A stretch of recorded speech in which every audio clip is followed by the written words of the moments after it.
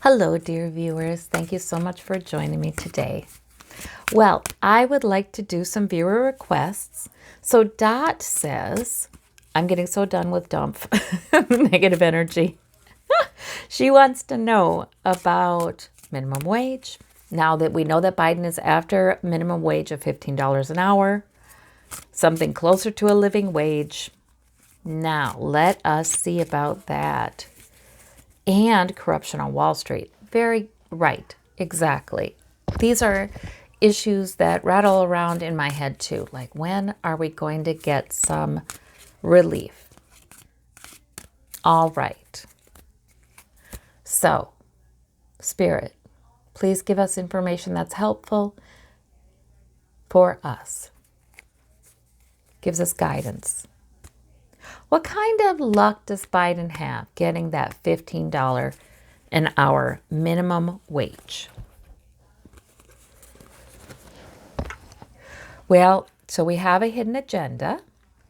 We do have the world right there in the middle. So we have some success. Ultimately, completion. Yeah, I think he gets it.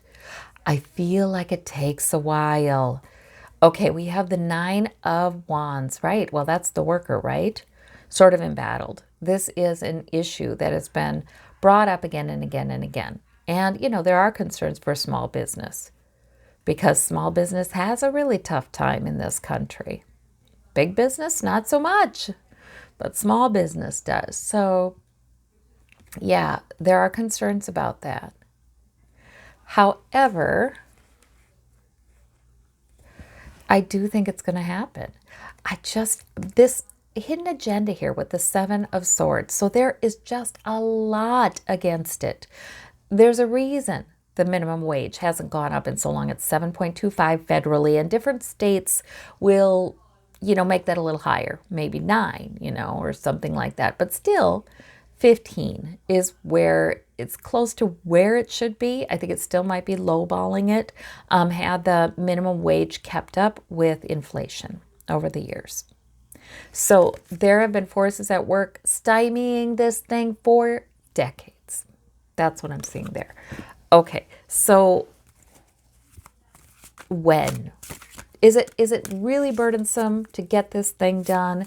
Or does it happen in this year, in 2021? I feel like I heard like there's a bump up in 2021 somehow, but it is, I ask, is it going to be burdensome? We get the 10 of Wands. It is going to be burdensome. Okay, so what I'm hearing is,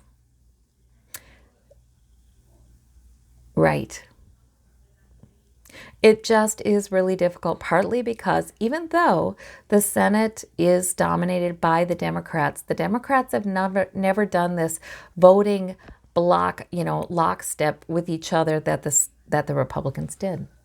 So we have Manchin and we have Sinema in Arizona who are, I don't want to label them. I don't want to say they're dinos, right? Democrat in name only. They have varied positions on different issues. But on this particular issue, they're very conservative. And yeah, that's a problem. That's a problem. So I think it is going to be piecemeal with this 10 of Wands, but he will not give up. I see him tenaciously. I just see him like with a dog with a bone. I see him tenaciously. And Kamala feels the same way. So I do believe he gets it, but I think there's some piecemeal stuff until then. Maybe there's a raise. Maybe there's some help going to states who will pledge to supplement the minimum wage. There's something like that. Okay, but I do believe we get there. I have trouble whenever I read on Biden's administration. I always just have this really strong feeling you can't call it Biden's administration because I do believe Biden will be reelected. Right now, that's the energies as I read them, that he will be reelected and Kamala will then have the next term. Maybe he resigns during that term and hands the reins to Kamala and then she gets reelected. I don't know how this goes, but I feel like we've got 12 years. I do. I feel like we have 12 years at least. So with that team basically in the White House. So it may even be, but no, I feel like it's still when Biden's in charge. That's how I feel like it is right now. You know, there are more than one possible future, but this is the one I feel most likely right now. So that's good. Yeah, he's definitely going to be like a dog with a bone. He is not going to let that one go. But look at this. We do indeed have the Ten of Swords. So those 7 swords we saw in this spread, right? Well, they get flung right at this project. There's a lot of ways that they have, corrupt actors have acted to suppress this raise in the minimum wage. Lots and lots of ways, and they're still at it. Then we have the 8 of Cups. Yeah, he's got to go back to the drawing board kind of thing and look at, okay, what do I want for the American people? How can I get it? So there's that. So I feel like, I am glad. I do feel like he's tireless in this. I do feel like he doesn't give up. I do feel like he is really okay with going around the barriers. You know, if he's meeting this fortified wall of steps having been taken and continue to be taken against a minimum wage, a serious minimum wage increase, if he keeps butting up against that, he's going to go around. So I do think it happens eventually, but I think in the meantime, he's quietly moving around and trying to get money to Americans in another way. And I do think healthcare plans, however he can do it. So that's the 10 of Wands, right? It's burdensome. It's complicated. He knew it would be. Okay. Yeah, I do think that I see him getting down about it at some point, like year 3. You know, this is not an easy time to be president. But then I see Kamala just, her energy is strong and she rallies him and she keeps going and she will take things from him if he gets too discouraged. And I think he rallies. He rallies, though. I do. I think he will keep on going in getting these things. He's going to try. All right. Now let's see about Chuck Schumer has a big battle on his hands, Dot says, taking on Wall Street. Corruption on Wall Street. So what kind of progress is made there? It is very disheartening to know that the very wealthiest people added to their billions during this pandemic because we had Trump president. So stimulus packages went to too much, to large business, too much. And there were rules made. I still feel like it was very unfair that, you know, Walmart got to stay open because they're a grocery store, but then they got to sell everything else during the shutdowns. And the mom and pops who sold things other than groceries, they didn't get to remain open. So I just, there's a lot, you know, and Amazon sure profited off of this. But we have a different president. We have a different vice president. We have a different Senate. Let us see. Progress made on corruption in Wall Street in the next 4 years. Let's talk about Biden's first term. What does that look like? Again, we get the World card. We do get some breakthroughs there. Ace of Wands, opportunity, Spirit is trying, there's an opportunity that opens up that hadn't been there before. There is some groundwork laid, some important legislation that is passed that it's not immediately apparent how this is going to gradually equalize things a little more, but it does. Okay, but then we're looking for that. Some of the groundwork that he doesn't care, I don't feel like he cares about getting all the credit. He does want to get reelected, but I don't think he cares about getting all the credit. So some of the underlying rules, the legislation that used to regulate Wall Street trading. We know it's eroded under Trump. I think he's going to be trying to strengthen those rules. The opportunity that comes, I feel, is I do think that there's more turbulence on Wall Street coming. And I think that opens a door. That opens a door of opportunity.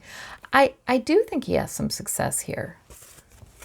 Do I feel in my gut that it is quick or, revolutionary during his first term? No, I don't.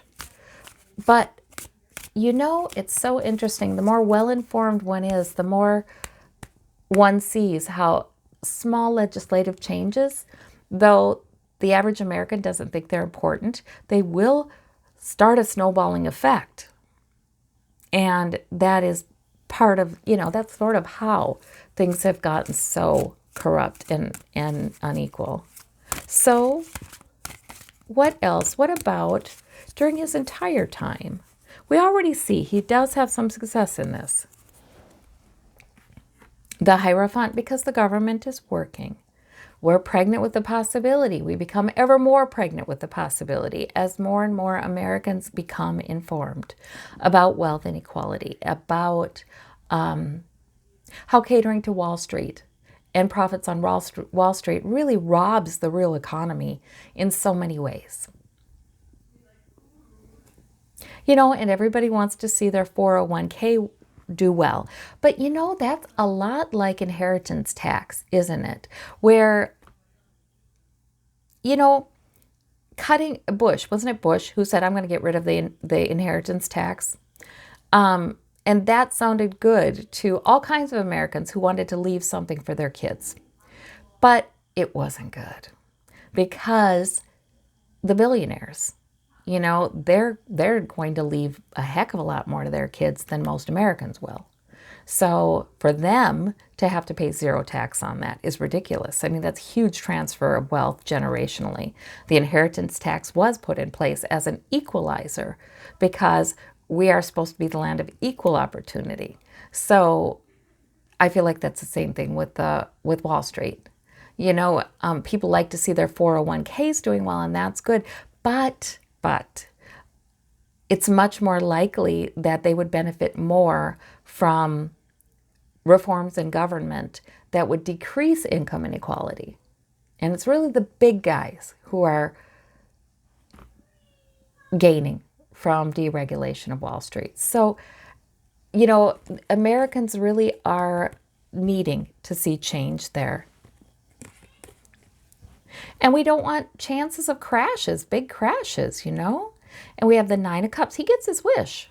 Okay, so yeah, I think he does make some strides in the right direction. I have heard a long time, you guys, that we've got to watch that forever, though. Even if we see some strides made, this is something that will never end. This need to really try to put the brakes on the kings of the world, the economic kings of this earth. So, because they will always try to grab more power and try these sneaky little, it's just as easy to undo some of the regulations that decrease corruption in government. Let's ask about, campaign finance reform. Huge for addressing corruption in government, right? Oh my gosh, I read on this 4 years ago. And at that time, I just didn't see a lot of progress in it. Campaign finance reform, very, very important though. Will there be meaningful campaign finance reform where, maybe Citizens United is overturned, or maybe there's just other rules that are introduced that make it so that there are limits on what PACs can give, what big money can give, that kind of thing. Well, we have the Queen of Coins. See, that's that donor I don't like to see. That just, there's that donor that wants to influence the politicians, and in a very far right way. And then we have the Two of Wands that's looking across the sea. I feel like that's looking at the way other nations have done it, looking for a model. I do feel like the Biden administration is doing that right now. They're studying. And we have the Seven of Wands standing our ground. Okay, well, that's not really what we want to see. Okay, we have the Moon. There's a lot of secrets with this. There is a lot of resistance to this. Well, of course there is, because almost every congressperson has been elected under the old system, right? So there's a lot of motivation to keep it, because what's going to replace them? AOCs, Bernie Sanders. What's going to replace them? People who are elected through small donor donations. Their advertising and their campaigning is funded by that. So there's a lot there. Sometimes in my political readings, this Ace of Cups is actually, there's a lot of dirt there, a lot, overflows. The press is not going to quit. The press is not going to stop on this. Americans want to see money out of politics so bad. The secrets. Okay. Some things happening behind the scenes. Some negotiation is happening behind the scenes, I feel like. I feel like I see small strides, okay? Let's see about almost sneaky. Almost like, well, we'll close this loophole. We'll close that one. We'll change this a little. It's a gradual changes. Okay. What about the lobbying? The rule for no lobbying. Okay. Well, Trump put a rule, right, for his people. No lobbying for a couple years after his cabinet members were done with their positions. And then he rescinded that before he left. Of course he did. That is one we'll see, I think. We will see some limitations on former Congress people, cabinet members, governmental officials of some kind. I feel like there's more progress on the cabinet member issue because that Biden has more control over that. But yeah, there is. Again, this is something the American public is becoming aware of. It is not all right. The lobbyists and the politicians are way too cozy. What the heck are they doing? They all act like they're working for the same team. Well, and of course, many of them are. We'll have lunches together. We'll do charitable events together. We'll play softball together. What is going on here? No. That should not happen. That frustrates me, if you haven't guessed. That kind of thing should not happen. I mean, the lobbyists' agenda is to shape legislation for the advantage of their clients. Whoever's hired them. And this idea of Congress people becoming lobbyists and vice versa is just, it's so much of this is normal in Washington and absolutely horrifying and should not be normal. I think there's some strides made there, but like I said, I feel like it's very gradual. So we're going to have to keep pushing. I mean, the American voter is going to have to stay very well informed and keep on pushing. That's what I'm seeing. I think that the whole idea of lobbyists, that's all going to take a hit. There's going to be an opportunity to correct some of that when there's much greater attention placed on those who are lobbying for the interests of foreign nations, foreign companies, foreign nations. Because, we saw that, right? With Flynn having a secret kind of deal, lobbying, I think it was Turkey. Was it Turkey? I don't know. But he had a secret deal. And we had a few other Trump advisors who had a special interest lobbying for a foreign nation. And that kind of thing should not be happening for people who are in the administration or in Congress. That should never be happening. So, well, and then we have this sort of unofficial lobbyist, right, who receives a lot of money that's PAC money that's probably been laundered and coming from another nation, and the congressperson may know that, and yet it's hard to trace. Oh, we have so much stuff, you guys. You know, we have so much stuff. So I do see some gradual progress on some fronts. And I think a big flashy thing too. I just heard a big flashy thing too. That is very encouraging. Okay, well, good. But this is something we're going to have to keep being very aware of, keep talking to our representatives about, keep vocal about, keep voting. You know, that is very true. One thing that I realized is very encouraging. Again, I always have seen the fact that it's the age of information. Now, it creates a lot of trouble, right, with conspiracy theories going everywhere. But also, information is power. And most ordinary people around the globe are able to gain a lot more information than they ever could. I think that's an equalizing force. I think that's positive. I think that's terrific. And you know what I'm seeing? So the traditional advertising, you know, needing a huge war chest to win an election, that is not necessarily the case anymore, is it? Because people don't want to watch ads. Oh, there is no way that anybody's going to sit for 5 minutes ads every 15 minutes anymore. You know, when we used to have the traditional television stations, well, they were all doing the same thing. You know, there was a sense of monopoly there. Even though they were different companies, they were all doing the same thing. So we had to sit for it, you know.